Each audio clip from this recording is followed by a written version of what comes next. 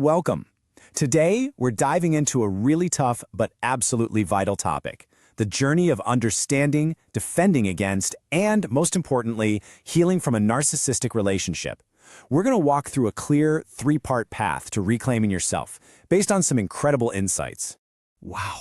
If this quote hits home for you, that deep ache for the person you used to be, I just want you to know you are so not alone. It's a classic part of this experience. But here's the good news. The path back to that person you miss, it starts right now, by figuring out the game that's being played. All right, let's jump into phase one, recognition. This is all about turning that fog of confusion into crystal clarity. We're going to pinpoint the core tactics they use to keep you off balance, so you can finally see the patterns for what they really are. So, a primary weapon in their playbook is the creation of what our source calls blind spots. Now, these are not just innocent little mistakes or forgotten details. Oh no, these are intentional gaps, contradictions, and even outright lies, all designed to make you question reality, to make you feel like you're the one who's confused, or even crazy. And what's so helpful here is that you get a practical checklist. Do their stories just feel a little off? You know, that gut feeling? Do the details seem to shift and change? Do you find yourself constantly thinking, hang on, that's not what you told me yesterday? And of course, the classic example, they swear they're buried in work, but their social media tells a completely different story. These are major red flags. These are the blind spots. So just take a second with this question. This isn't about pointing fingers or assigning blame, not at all. It's about collecting data for yourself. Seriously, just identifying these blind spots is an incredibly powerful first step towards seeing the full, unfiltered picture of what's going on. Okay, so now that we can see the patterns, it's time to move to phase two, reaction. We can recognize the tactics, so now we're going to arm ourselves with some practical, really effective strategies for self-protection. This is where you start to take your power back. To build a good defense, you have to understand what's motivating them. And a key driver here is a deeply, deeply toxic envy. When you shine, when you are radiant and happy and successful, they don't see that as a source of joy. They see it as a threat that needs to be put out.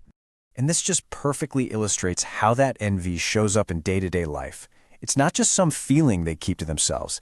It's an action they take against you. Look how they target your achievements with these cruel, undermining remarks. They're literally designed to steal your joy and make you feel small. It is a deliberate effort to dim your light. So what do? How do you possibly counter this? The source gives us this incredible metaphor. How do you make that snake, that destructive energy, turn back on itself? Well, you cut off its food supply. You take away the one thing it's trying to eat, your reaction. This brings us to a really powerful strategy called the gray rock method. The idea is simple. You become uninteresting. You don't defend yourself because that's the argument they're looking for. You don't share your good news because that's the joy they want to crush. You give them absolutely nothing. You become as boring and unresponsive as a plain gray rock. I mean, think about it. They can't get a reaction out of a rock. And this strategy, it goes beyond just your emotions. You have to limit their access to everything: your resources, your kindness, and especially your information. Every single one of these points is about closing a door that they have used to get power and control over you. And now we get to the most important phase of this entire journey, recovery. We've recognized the game, we've built up our defenses. Now the focus shifts completely away from them and back to where it always should have been, on your own healing and your own rediscovery.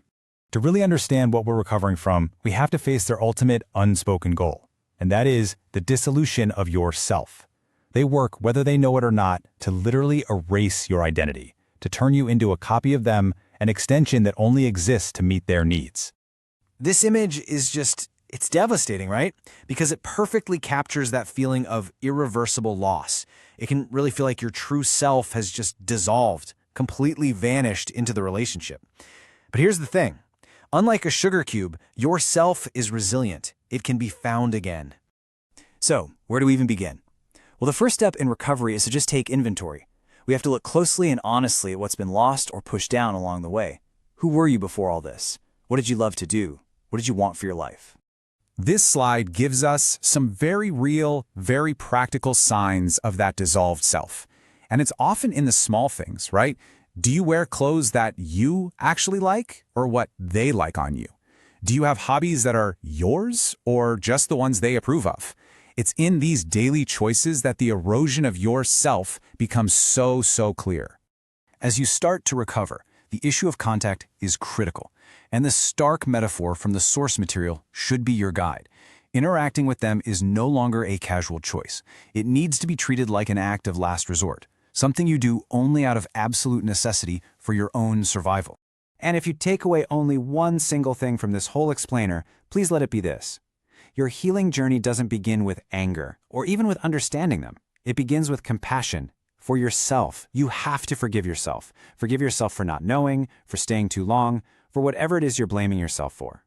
Self-forgiveness is the key that unlocks everything else. And that brings us to our final, and I think most powerful thought.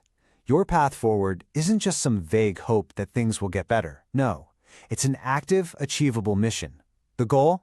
To make them a stranger again in your mind.